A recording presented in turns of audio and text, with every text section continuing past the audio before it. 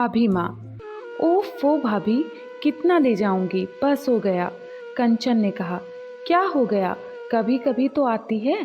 तुम इनकी भाई होती तो आधा हिस्सा देती कि ना देती। पर भाभी, भैया इतने खर्चे में हैं, आप लोगों का इतना प्यार मिल रहा है, वही बहुत है मेरे लिए। ननद 1 वर्ष बाद आई थी। पल्लवी ने उसे बेटी की तरह पाला पोसा था।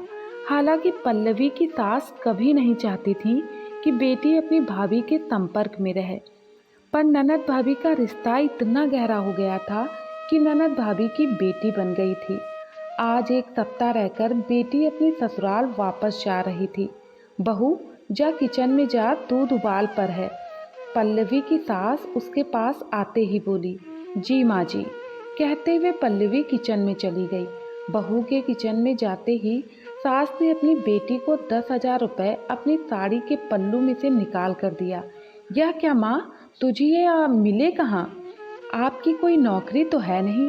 अभी भैया को छुटकी के स्कूल की फीस भरनी है, उन्हीं को दे दीजिए, अभी उन्हें ज़्यादा ज़रूरत है। नहीं बेटी, तुम्हारे पापा मुझे कंगाल छोड़कर नहीं गए थे। वैसे भी तुम्हारा भाई फीस का कोई इंतजाम कर देगा, तू यह पैसे रख ले। और जबरन बेटी के हाथ में रुपए ठूसकर चली गईं।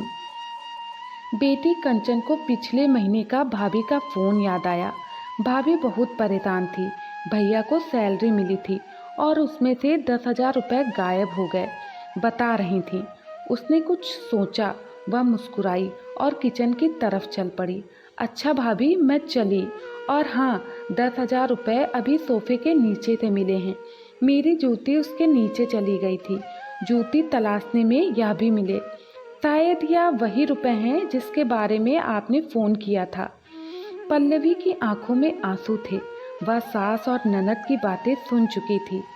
उसने ननद को आगोश में भर लिया और कहा, तू मेरी सबसे बड़ी बेटी है।